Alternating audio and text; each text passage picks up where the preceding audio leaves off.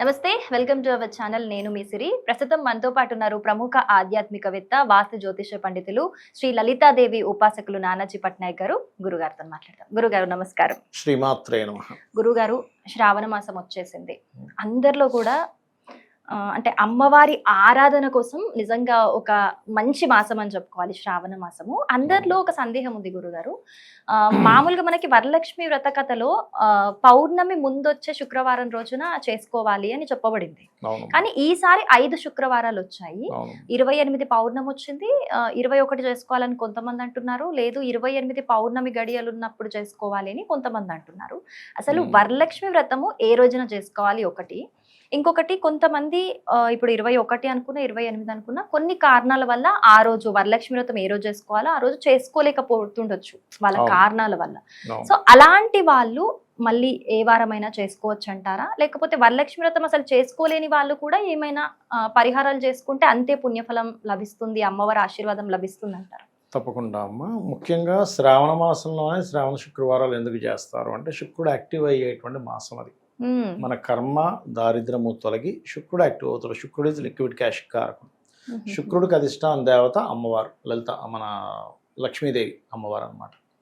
అందుకని పర్టికులర్గా శ్రావణ పౌర్ణమికి ముందు, శ్రావణ పౌర్ణమి తర్వాత ఉండే శుక్రవారాలు పాటిస్తారు. ఇది అయితే ఇక్కడ ఏంటంటే ఆ మాసమే ఎందుకు అంటే శుక్రుడికి శనికి ఫ్రెండ్షిప్ ఉంటుంది. కోణస్థానం సర్వే త్రికోణ నేతారో గ్రహ శుభఫలప్రదాహ అనే సూత్రం ఉంటుంది. సో శని, శుక్రుడు, బుధుడు ముగ్గురు కూడా త్రికోణాల్లో ఉంటారు ఒకరికొకరు. అందుకని శ్రావణ మాసం ఎక్కువగా శుక్రుడికి సంబంధించిన శ్రావణ శుక్రవారాలు లక్ష్మీదేవి ఆరాధన చేస్తారు.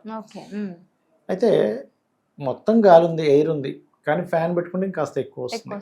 అలాగే శ్రావణ మాసంలో అమ్మవారి అనుగ్రహం ఎక్కువగా ఉంటుంది. సింపుల్. మరి వేరే సమయంలో చేస్తే ఉండదా అంటే ఉంటుంది, ఉండదని నేను చెప్పను.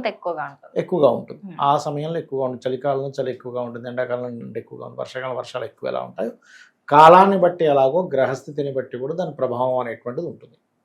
అయితే ఇక్కడ చాలామంది ఏంటంటే సరే ఎన్ని వారాలు చేయాలి, ఏ వస్త్రం కట్టుకోవాలి, ఏ నైవేద్యం పెట్టాలి, ఇలాంటివన్నీ అడుగుతుంటారు.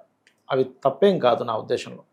కానీ ఇక్కడ మీరు చూడండి, ఇప్పుడు మీరు ఉన్నారు, మీరు ఒక ఇంటికి గెస్ట్గా వెళ్ళారు, మీకు మంచి బిర్యానీ వండారు, మంచి మీరు మీకు ఇష్టమైన బిర్యానీ, వెజ్ కావచ్చు నాన్ వెజ్ కావచ్చు, బిర్యానీ, మంచి జ్యూసు, మంచి టేబుల్, రూమ్ అంతా నీట్గా ఉంది, కానీ అక్కడ మీకు మర్యాద లేదు. అది మీరు స్వీకరిస్తారా? ఇంకెందుకు స్వీకరిస్తాం, వచ్చేస్తాం అక్కడి నుంచి. మర్యాద లేనప్పుడు ఎంత బిర్యానీ పెడితే ఎందుకు, ఎంత జ్యూస్ అయితే ఎందుకు, ఎన్ని వాళ్ళు బంగారం ఇచ్చినా అసలు మీకు ఎందుకు? అలాగే మీరు ఎంత చేసినా భక్తి భావన లేకపోతే అమ్మవారు ఆ పూజను స్వీకరించరు. భక్తి ఉండాలి, భావన ఉండాలి. భావన ఎప్పుడు వస్తుంది అంటే అక్కడ అమ్మవారు నిజంగానే అమ్మవారు ఉంది, అమ్మవారు వస్తుంది, అమ్మవారికి నేను పూజ చేస్తున్నా, అమ్మవారు స్వీకరిస్తుంది అన్నప్పుడు మాత్రమే ఆ భావన కలుగుతుంది. అలా కాకుండా ఏదో పటం పెట్టేసాం, ఏదో అందరూ చేస్తున్నాం, నేను చేస్తున్నాను, మా అమ్మ చేసింది, మా చెల్లి చేసింది, మా అక్క చేసింది, నేను చేస్తున్నాను, చేయకపోతే నాకు భక్తి లేదనుకుంటారేమో, నేను చెడ్డదాన్ని అనుకుంటారేమో అనే భావంతో చేయొద్దు. నమ్మి చేయాలి. అక్కడ అమ్మవారు వస్తుంది, అమ్మవారే మొత్తం నడిపిస్తుంది కాబట్టి చేస్తున్నాం. ఇప్పుడు తల్లి తండ్రిని ఎందుకు గౌరవిస్తాము? నా తల్లి నా తండ్రి అనే భావనతో, తను లేకపోతే నేను లేననే భావంతో చేస్తున్నాం. వాళ్ళు అనేవారు లేకపోతే నేను అనేది లేను కదా, వాళ్ళ వల్లే నేను ఉన్నాను కదా భూమి మీద ఈరోజు అనే భావనతో ఈ విశ్వాన్ని మొత్తం నడిపించే అమ్మవారికి నేను చేసుకుంటున్నా భక్తితో. అంతేగాని అందరూ చేస్తున్నారు కాబట్టి చేస్తున్నా అనే భావంతో చేస్తే కాదు. ఇంకొకటి, మీరు పూజ చేసేటప్పుడు మాత్రమే కాదు, అక్కడ మీరు పూజకి అమర్చుకునే విషయంలో కూడా భావన కనెక్ట్ అవ్వాలి. అంటే ఎలా అంటే ఇంట్లో 5గురు ఉన్నారు, అమ్మవారికి లడ్డూలు నైవేద్యంగా పెడదాం అనుకున్నారు, 5 రెళ్ళు 10 లడ్డూలు అనుకుని తీసుకుంటే అమ్మవారు స్వీకరించదు అంటా నేను.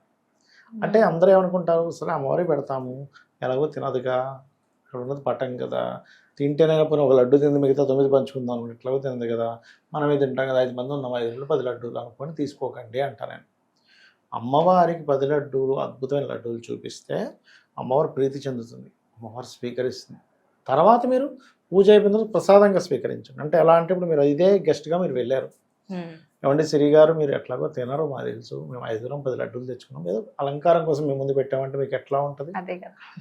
మేము తిన్నాను తెచ్చుకున్నామండి, మీకు ఏదో ఊరికట్లా పెట్టండి టేబుల్ మీద, అసలు మీకు ఎట్లా ఉంటుంది అసలు చిచి ఏంటిది అవమానంగా అలంకారం ఉంటుంది కోసం first. పెట్టావా అవును అలంకారం కోసం పెట్టావా అని మీకే అనిపించినప్పుడు మరి భగవంతుడికి ఎలా అనిపిస్తుంది అవును ఎప్పుడు కూడా మన భావనలో అలంకారం కోసం పెట్టట్లేదు నేను తినడం కోసం పెట్టట్లేదు నేను తర్వాత ప్రసాదంగా స్వీకరించుకుంటానే దాన్ని కానీ అమ్మవారు ఇది స్వీకరిస్తుంది ఇది ఖచ్చితంగా స్వీకరిస్తుంది అనడానికి మనకి చూడండి ప్రసాదం టేస్ట్ మారుతుంది గమనించండి ఇప్పుడు భగవంతుడికి ప్రసాదం చేసినప్పుడు ఉమ్, అమ్మవారి కోసం ఏదైనా వండినప్పుడు ఆ టేస్ట్ డిఫరెంట్గా వస్తుంది గమనించారు ఎప్పుడైనా మీరు ఉమ్. మనం ఇంట్లో చేసుకునే దానికి అమ్మవారి కోసం మనం ప్రత్యేకంగా చేసినప్పుడు ఆ టేస్ట్లో ఖచ్చితంగా మార్పు వస్తుంది వ్యూవర్లందరికీ కూడా తెలుసు ఆ విషయం భక్తి మార్గంలో ఉండేటువంటి వారికి అబ్బాయి ఇంత మధురంగా ఉంది ఏంటి అనుకుంటాం ఎందుకంటే దృష్టి చేత స్వీకరిస్తుంది మీరు అనుకోవచ్చు ఏమండి మరి అక్కడ ఉండే లడ్డు అక్కడే ఉంటుంది అలా స్వీకరిస్తుంది మీకు ఒకటి ఏదైనా ఒక లైన్ రాసిస్తానండి మీకు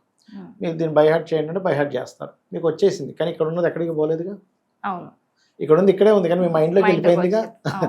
అలాగే అమ్మవారు ప్రతిదీ స్వీకరిస్తుంది ఒక చీర కొంటాం శుక్రవారం పూట పెట్టాలి అమ్మవారి కోసమే పెడుతున్నాను తీసుకోండి ఆ అమ్మవారు ఎలా కట్టుకున్న తర్వాత నాకు బాగుంటుంది కదా కలర్ అని ఇట్లా చూసుకొని అస్సలు అట్లా పెట్టకూడదు ఇంకోటి ఏంటంటే అమ్మవారికి కొనే చీర ఏదైతే ఉంటుందో పొరపాటును కూడా చీర షాపులో ఒంటి మీద ఇలా పెట్టుకొని చూసి బాగానే ఉంది కదా ఇది అమ్మవారికి పెడుతున్నా అని ఒంటి మీద పెట్టుకొని అసలు పెట్టకూడదు అది చాలా పెద్ద దోషం ఉమ్, నీకు ఎక్కడ నువ్వు అసలు అమ్మవారు పెడుతున్నాను భావన ఎక్కడుంది అవును ఇది అమ్మవారికి కడితే ఎలా ఉంటుంది అమ్మవారు కనుక లలిత అమ్మవారో లక్ష్మీ అమ్మవారో ఈ చీర కట్టుకుంటే ఎలా ఉంటుందని చేసుకొని తీసుకోండి ఉమ్, ప్రసాదం పెట్టినా పుష్పాల అలంకరణ చేసినా ఏం చేసినా ఇప్పుడు మీరు